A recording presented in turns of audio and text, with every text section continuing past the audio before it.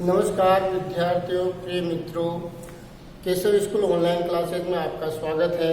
हम सामाजिक में पार्ट 8 में मौर्य वंश की चर्चा कर रहे थे, जिसमें सम्राट अशोक तक हमने पढ़ लिया था। सम्राट अशोक के बारे में हमने उसने किस तरह शासन किया, किस तरह उसने अपने साम्राज्य का विस्तार किया, फिर कलिंग युद्ध के बारे में पढ़ा, फिर उसका हृदय परिवर्तन हुआ। हमने जो इसका 7वां पार्ट था उसमें इसके हृदय परिवर्तन के दौरान इसने कौन कौन से कार्य किए, इनकी चर्चा हमने की। धम्म के बारे में हमने पढ़ा, बहुत इंपॉर्टेंट टॉपिक है धम्म, उसको अच्छी तरह समझना, देखना। फिर अब हम अशोक के शिलालेखों की चर्चा करेंगे, यानी इसके जो अभिलेख हैं सम्राट अशोक में। अभिलेख का मतलब होता है कोई भी चीज की लिखावट या लिखा हुआ।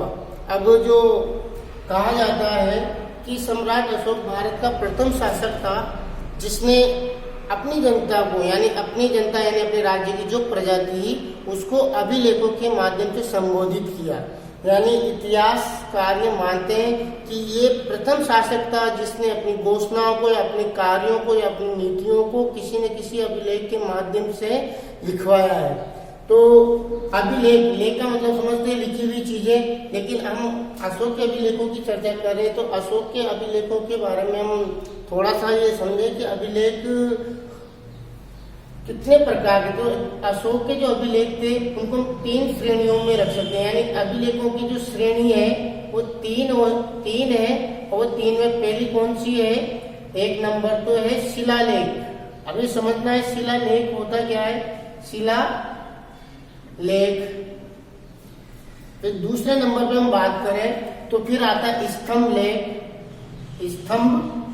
लेख। फिर एक जो लास्ट नंबर तीसरे नंबर पर आता है गुहा लेख। यानी कहने का मतलब है अशोक के जो भी अभिलेख लिखे गए थे उन अभिलेखों को 3 श्रेणियों में रखा जाता है। पहला है शिलालेख। यानी शिलालेख का मतलब क्या होता है, यानी पत्थर पे, यानी एक बहुत बड़ी चट्टान होती है उसको चौकोर करके फिर उस पे कुछ लिखा जाता है तो उसको कहते हैं शिलालेख। स्तंभ लेख यानी एक खंबे जैसा, यानी लंबा का लंबा कोई ऐसा पत्थर का ही होता है, उसको बनाया जाता है लेकिन वो स्तंभ जैसा होता है, यानी खंबे जैसा होता है, उसपे कोई चीज लिखाई जाती है, गुदवाई जाती है, उसको स्तंभ लेख कहते हैं। और गुहा लेख यानी जो गुफाएं होती है उनकी दीवारों पे जो लेख जो अशोक द्वारा लिखा गया उन्हें गुहा लेख कहते हैं। इतिहास में कहा जाता है शिलालेखों की संख्या 14 थी, हम आगे चर्चा करेंगे। स्तंभ लेखों की संख्या 7 थी। तो इनके बारे में हम पढ़ेंगे। तो करें शुरुआत। तो शुरुआत में हम यही कहेंगे कि अभिलेख है तो पहला यही है कि प्रथम शासक था ये, प्रथम शासक जिसने अपनी प्रजा, जनता भी लिख सकते हैं, अपनी प्रजा के लिए अभिलेख,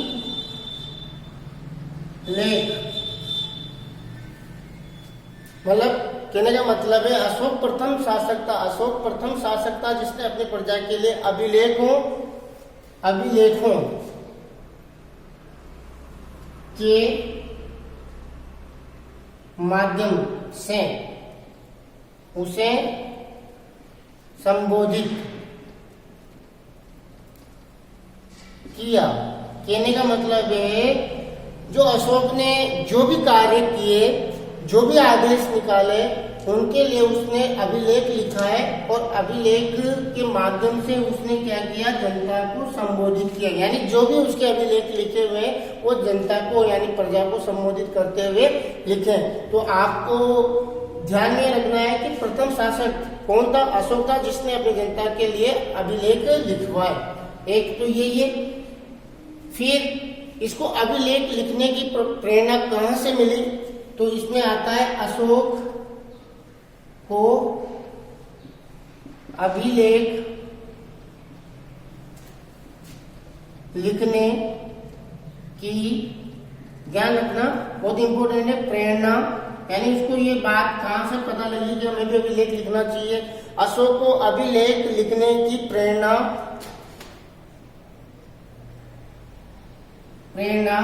एक शासक था जिसका नाम था, अब वो ईरान का रहने वाला था, ईरान का शासक धारा, क्या नाम था? धारा। और उसका अन्य नाम भी था डेरियस नाम से, यानी उसका इतिहास में धारा भी नाम मिलता है और डेरियस भी मिलता है, से मिलती है। कहने का मतलब है कि अशोक को शिलालेख लिखने की प्रेरणा कहां से मिली? ईरान का शासक था जिसका नाम था धारा, या फिर उसको क्या कहते हैं? डेरियस भी कहते हैं, उससे मिलती है। यानी अशोक ने शिलालेख लिखने की प्रेरणा ईरान से ली थी। अब इसी अभिलेख में अगर हम चर्चा करें तो अभिलेख में इसके जितने भी अभिलेख लिखे हुए हैं वो कौन सी लिपि में लिखे हुए हैं, वो भी इम्पोर्टेंट बात है कि अशोक के अधिकांश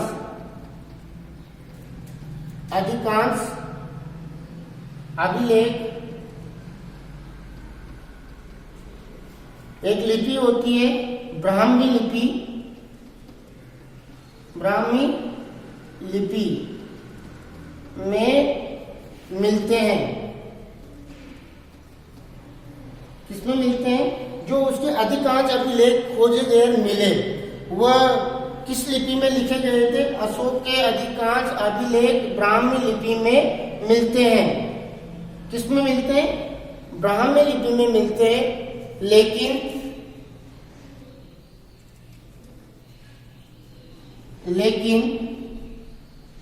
भारत का जो पश्चिमी मतलब पश्चिमोत्तर,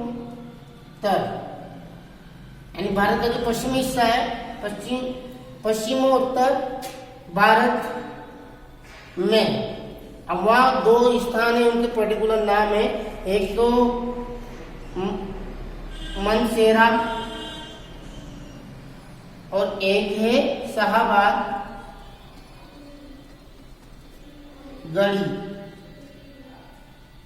तो ये पश्चिमोत्तर भारत में कौन सा स्थान है? मनसेरा और शाहबाद गढ़ी में कौन सी लिपि में? खरोष्ठी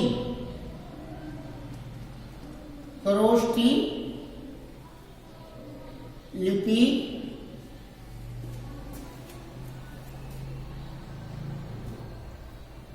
में प्राप्त हुए हैं।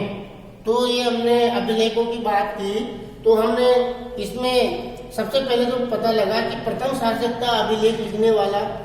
फिर इसको अशोक को अभिलेख लिखने की प्रेरणा कहाँ से मिलती? ईरान के शासक धारा से मिलती है।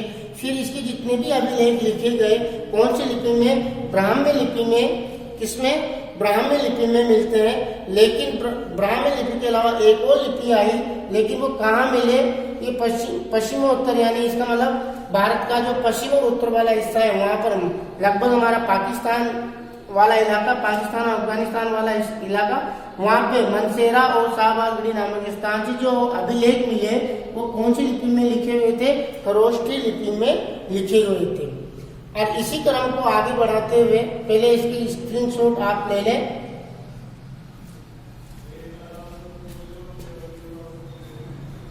स्क्रीनशॉट आपने ले लिया होगा, तो आप इस क्रम को आगे बढ़ाते हुए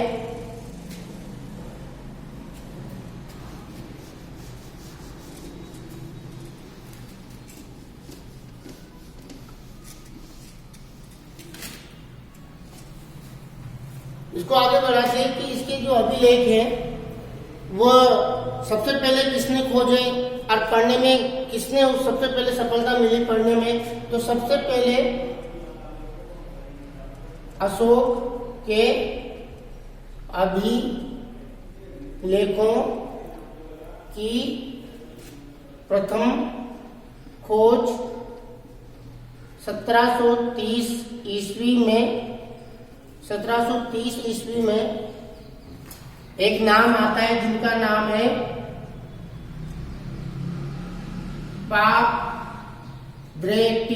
पादरेटी, नाम थोड़ा है देख लेना, पादरेटी पेंथेलर।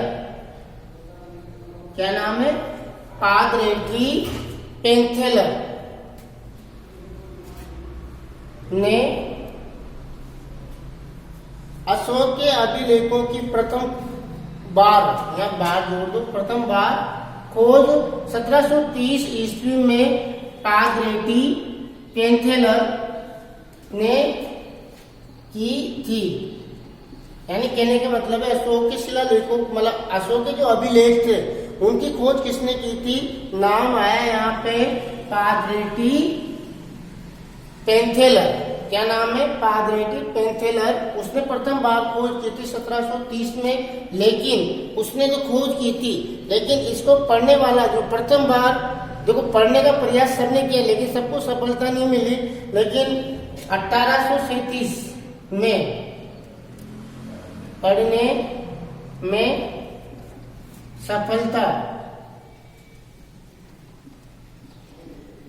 सफलता एक नाम आता है जेम्स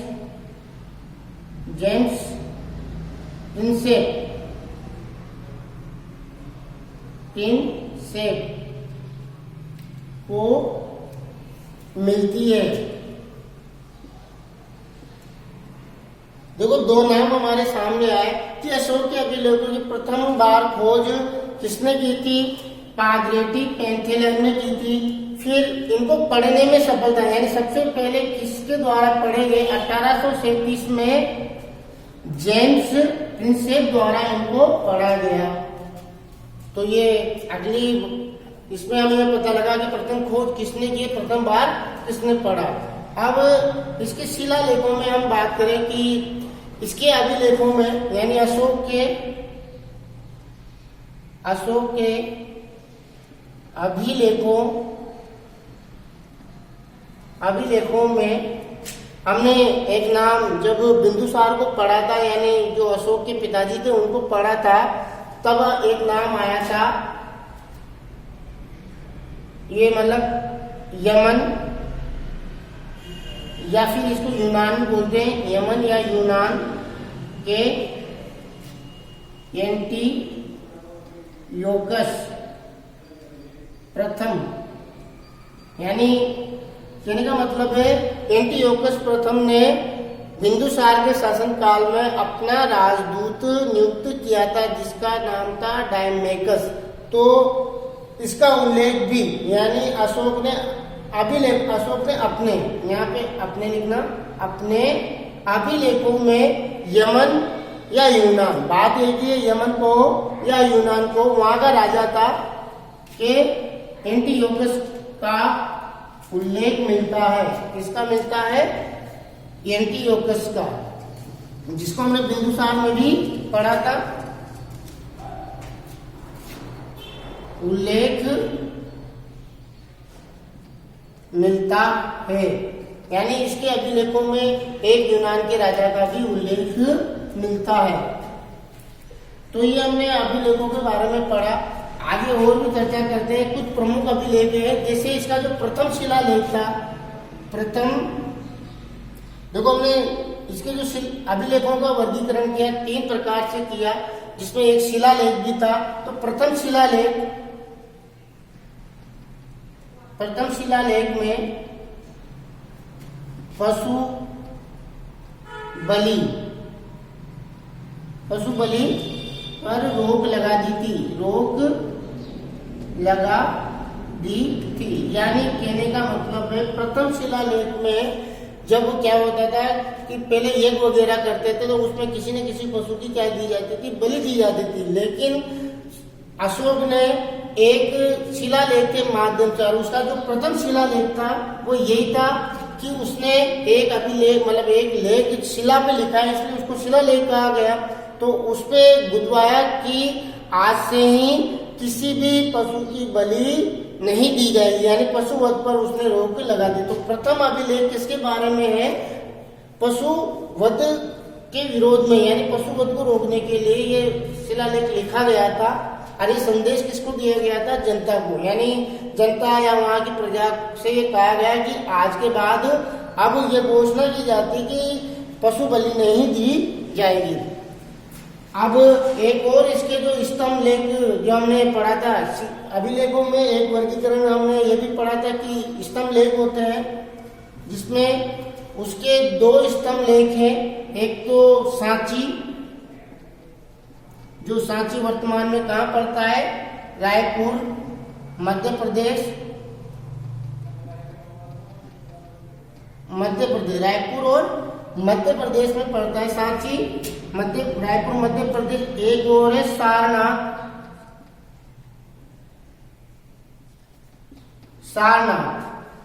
सांची, रायपुर, मध्य प्रदेश, सारनाथ। अरे सारनाथ कहाँ पर पड़ता है? ये पड़ता है उत्तर प्रदेश में। देखो, दो अभिलेखों की बात कर रहे हैं, सांची और एक है सारनाथ। और जो ये अभिलेख थे ये स्तंभ लेख थे। स्तंभ लेखों में एक आदेश जारी किया था, यानी कहने का मतलब है कि सांची और सारनाथ जो स्तंभ लेख है इनमें एक आदेश जारी किया गया था अपने राज्य में, यानी मगध साम्राज्य में। देखो, वो था स्तंभ लेखों में एक तो है कौशाम्बी,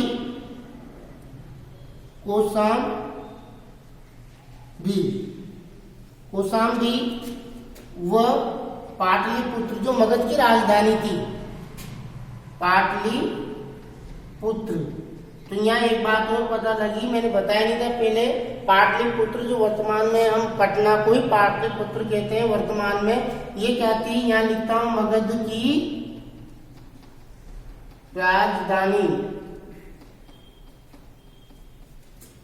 यानी कौशाम्बी व पाटलिपुत्र के महामात्रों को आदेश, कहने का मतलब है कि सांची और सारनाथ जो स्तंभ लेख है उनमें कौशाम्बी और पाटलिपुत्र के महामात्रों, अब ये महामात्रों शब्द हमने कल दम में भी पढ़ा था कि ये एक अधिकारी होता है जो जनता को धर्म का पालन करवाता है, उसके नियम बताता है, दान दक्षिणा वगैरह, ऐसे इसके कार्य थे, प्रमुख कार्य हमने कल चर्चा कर ली थी। तो महामात्रों को आदेश दिया जाता है। महामात्र कहाँ के होते हैं? कौशाम्बी और पाटलिपुत्र के, उनको आदेश दिया जाता है। अब मैं ऊपर लिखता हूँ, यही चीज को आदेश दिया जाता है कि जो भिक्षु, अब भिक्षु कौन होते हैं? यानी बौद्ध धर्म में कुछ भिक्षु एंड पुरुषों को तो भिक्षु कहा गया, और जो महिलाएं होती थी बौद्ध धर्म में वो उनको कहते थे भिक्षुणी।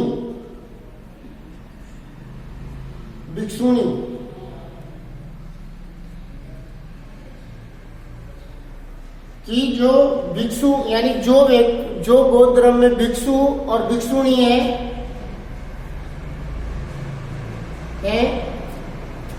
और वह जो एक संघ बना हुआ था बौद्ध धर्म का, संघ में फूट यानी मतलब उसको खंडित करने का काम कर रहे हो। यानी कुछ व्यक्ति ऐसे थे बौद्ध धर्म में भी, वो एक संघ बना हुआ था बौद्ध धर्म का, उसमें क्या कर रहे थे? वो उसको तोड़ने का प्रयास कर रहे थे। तो इसने आदेश निकाला स्तंभ लेखों के माध्यम से। कहाँ के स्तंभ लेख थे? सांची और सारनाथ के स्तंभ लेख थे। उन्हें एक आदेश निकाला, और वो आदेश कहाँ के? कौशाम्बी और पाटलिपुत्र के महामात्रों को दिया गया कि संघ में जो भी भिक्षु और भिक्षुणी फूट डाल रहे हैं, कि जो भिक्षु और भिक्षुणी, यहां लिखता हूं, संघ में फूट डाल रहे हैं, उन्हें बहिष्कृत किया जाए, यानी उनको बाहर निकाल, यानी संघ के बाहर निकाल दिया जाए, उन्हें बहिष्कृत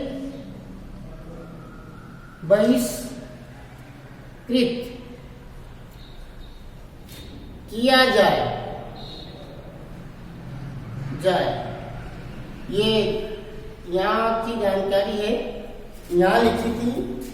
देखो कहने का मतलब है कि जो सांची और सारनाथ स्तंभ है, स्तंभ लेके इनमें आदेश अशोक द्वारा जारी किया जाता है कि जो पाटलिपुत्र और कौशाम्बी के महामात्र है वो क्या करेंगे कि संघ में भिक्षु भिक्षुणी होंगे और वह संघ में फूट डाल रहे हैं तो उनका क्या किया जाए, बहिष्कृत किया जाए। ये अभिलेखों से हमें प्राप्त होता है। आपकी बुक में जो भी अभिलेखों से संबंधित जानकारी थी वो मैंने यहाँ आपको दे दी। मैं समझता हूँ आपको अच्छी तरह से समझ में आ गई होगी। इनके अच्छे तरह से नोट्स बनाए। आगे हम पढ़ेंगे। फिर एक छोटा सा टॉपिक है कि अशोक मतलब श्रीलंका में बौद्ध धर्म कैसे पहुंचा, तो उसके पीछे भी कारण है। हमने आगे पढ़ा था कि अशोक के एक पुत्र और एक पुत्री थी, जिसका नाम, पुत्र का नाम था महेंद्र और पुत्री का नाम था संघमित्रा। उनको बौद्ध धर्म के प्रचार के लिए वो कहाँ भेजता है, वो श्रीलंका भेजता है। तो यहाँ एक और तथ्य हमारे सामने वो है, उसको पढ़ना है। इस चीज का आप स्क्रीनशॉट ले लें। पहले तो हमने पढ़ा अशोक के अभिलेखों को प्रथम बार किसने खोजा, किसको सफलता मिली पढ़ने में। फिर हमने अशोक के अभिलेखों में एक राजा का उल्लेख पढ़ा। फिर प्रथम अभिलेख जो शिलालेख है उसमें पशु बलि पर रोक लगाई। फिर हमने पढ़ा सांची और सारनाथ स्तंभ लेख है ये, इनमें एक आदेश जारी हुआ था जिसमें फूट डालने वालों को बहिष्कृत करने की बात कही। अब एक आपको सारनाथ वाला अगर ज्ञात हो तो भारत का जो राज चिन्ह है वो सारनाथ स्तंभ से ही लिया गया है कि सारनाथ स्तंभ है, उसके ऊपर ऐसे 3 शेर बने हुए हैं, जो 4 शेर बने हुए हैं जो चारों दिशा में उनका मुंह है, और उन्हीं को हमारा भारत का क्या लिया गया, राज चिन्ह। आज ये जो राज चिन्ह भारत का है वो वहीं से ही सारनाथ के स्तंभ से ही लिया गया है। ध्यान रखना ये चीज। आपने इसका स्क्रीनशॉट ले लिया होगा।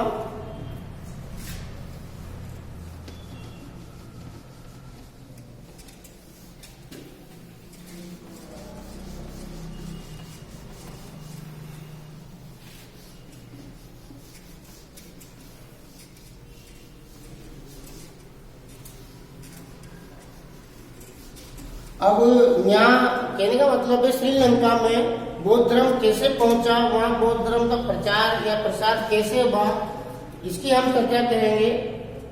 श्रीलंका में बौद्ध धर्म कहने का मतलब श्रीलंका में बौद्ध धर्म कैसे गया, उसके लिए एक छोटी सी कहानी है, वो सुननी है कि श्रीलंका में एक ताम्रपल्ली नाम का एक स्थान है, वहाँ एक राजा होता था, उसका नाम था तीस्थ। उसके राजाभिषेक पे, यानी जब उस राजा का अभिषेक किया जा रहा था तो उसने निमंत्रण अशोक को भेजा मगध में और उसको आमंत्रित किया कि आप हमारे राजाभिषेक में आए और वहाँ सम्मिलित हुए। तो अशोक तो नहीं जा पाता, लेकिन वो अपने पुत्र महेंद्र को श्रीलंका में उस राजाभिषेक में भाग लेने के लिए भेजता है।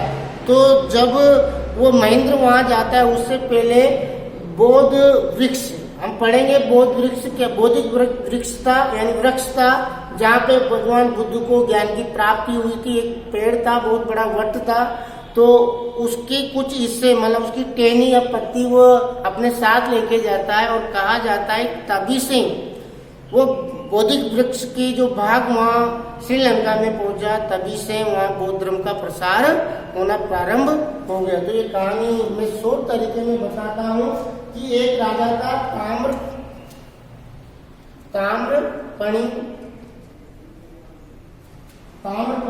ताम्रपणी के राजा, उसका नाम था तीस के राजाभिषेक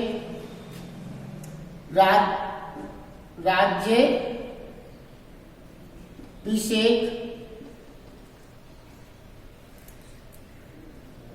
में अशोक को आमंत्रित किया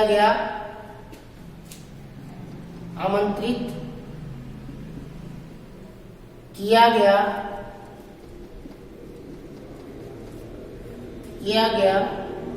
अशोक तो नहीं जा पाए, लेकिन महेंद्र, अब महेंद्र कौन था? अशोक का पुत्र था महेंद्र। बोधि वृक्ष यानी जो वृक्ष था, बोधि वृक्ष यानी मैंने कहा ये वो वृक्ष है जहां पर भगवान बुद्ध को ज्ञान की प्राप्ति हुई थी। तो महेंद्र बोधि वृक्ष का कुछ भाग लेकर श्रीलंका पहुंचता है, श्रीलंका पहुंचता है।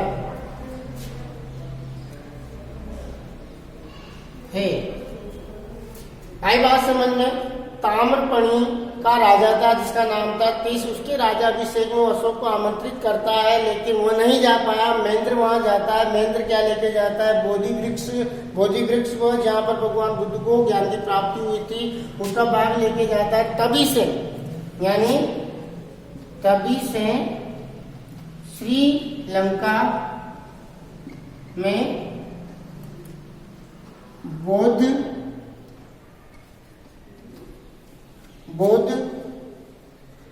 धर्म का पदार्पण, यानी बौद्ध धर्म की शुरुआत होती है, पदार्पण हुआ। ध्यान में रखना।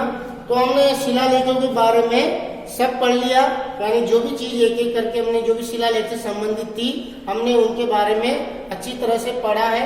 अब ये थी श्रीलंका में बौद्ध धर्म कैसे हुआ, उसकी मैंने थोड़ा बहुत आपको कहानी बताया, मेरे हिसाब से समझ में आ गई होगी। अब अगली चर्चा यानी जो मतलब मौर्य वंश का लास्ट टॉपिक है मौर्य प्रशासन, उसको हम पार्ट 9 में पढ़ेंगे। तब तक धन्यवाद।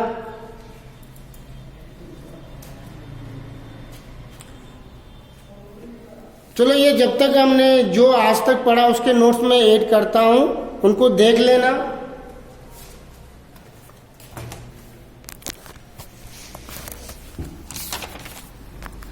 देखो, हमने अशोक के बारे में ये बता ही दिए थे मैंने, अशोक का। फिर कलिंग आक्रमण बता ही दिया था। फिर कलिंग मैंने जो पार्ट 7 में पढ़ा है, अशोक का हृदय परिवर्तन, वो आपके सामने है, पॉज करके लिख लें। फिर हमने धम्म की चर्चा की, धम्म क्या होता है। फिर हमने धम्म की आवश्यक शर्तें, फिर धम्म यात्रा, फिर अनुसंधान, फिर धम्म महामात्र, फिर आज हमने पढ़ा अभिलेख, और फिर हमने अभिलेख के बाद श्रीलंका में बौद्ध धर्म। इन्हें अपनी कॉपी में सुंदर राइटिंग में उतारे।